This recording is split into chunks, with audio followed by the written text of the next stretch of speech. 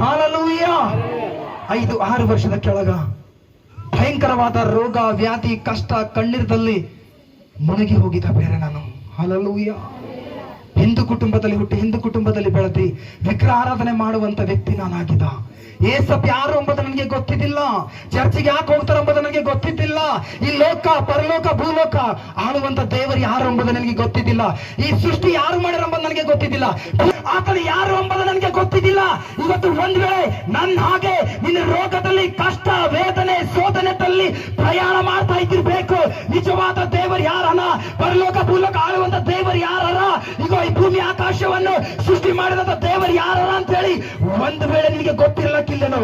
ಆದ್ರೆ ಈ ಆರಾಧನೆಯಲ್ಲಿ, ಈ ಪ್ರಾರ್ಥನೆಯಲ್ಲಿ, ಈ ಸಭೆಯ ಮುಖಾಂತರ ಈಗ ಏಸಪ್ಪನ ಕುರಿತು ನೀನು ತಿಳ್ಕೊಂಡು ಹೋಗ್ತಾ ಇದ್ದಿದ್ದೆ.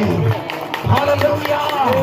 ನಿಮ್ಮ ಹಾಗೆ ಒಂದು ದಿವಸ ನನ್ನ ಆರಾಧನೆಯಲ್ಲಿ ಸ್ತುತಿ ಆರಾಧನೆ ಮಾಡುವಾಗ ಈಗ ಭಯಂಕರವಾದ ಬಿರುಗಾಳಿ ಹಾಗೆ ಆಕಾಶದಿಂದ ಒಂದು ಶಬ್ದ ಉಂಟಾಗಿ ಈಗ ನನ್ನ ಮೇಲೆ ದೇವರ ಆತ್ಮ ಇಳಿದು ಬಂದಿದ್ದಾಗ ಈಗ ನನ್ನ ನಡೆನುಡುತ್ತೆ, ಈಗ ನನ್ನ ಕುಟುಂಬ, ನನ್ನ ಜೀವಿತ, ನನ್ನ ಶರೀರದಲ್ಲಿರುವಂತ ರೋಗ, ಬಲತೆ ಎಲ್ಲ ಒಂದೇ ನಿಮಿಷದಲ್ಲಿ ಏಸಪ್ಪ ತೆಗೆದಕ್ಕನ.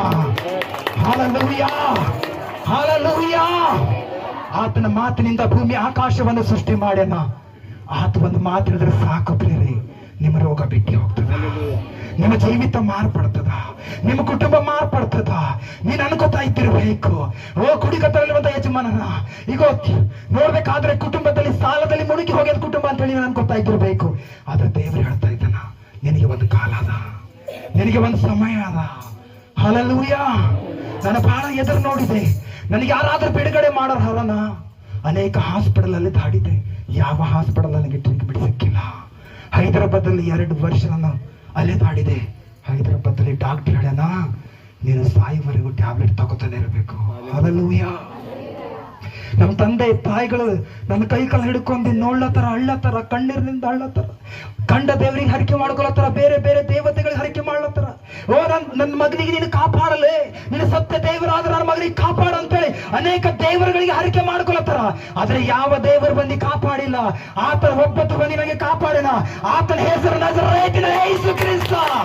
ಆ ದೇವರ ಆತ್ಮ ಇವತ್ತು ನಿನ್ನ ಕುಟುಂಬ ಬರ್ತಾ ಇದ್ದಾನ, ಇವತ್ತು ನಿನ್ನ ಜೀವಿತದಲ್ಲಿ ಬರ್ತಾ ಇದ್ದಾನ, ನಿನ್ನ ಹೃದಯದಲ್ಲಿ ಬರ್ತಾ ಇದ್ದಾನ. ಇವತ್ತು ನೀನು ಅನ್ಕೋತಾ ಇದ್ದಿರ್ಬೇಕು, ನಿನ್ನ ಜೀವಿತದಲ್ಲಿ ದೊಡ್ಡ ಕಾರ್ಯ ಮಾಡಕ್ ಹೋಗ್ಲತ್ತಾನೆ ಏಸಪ್ಪ.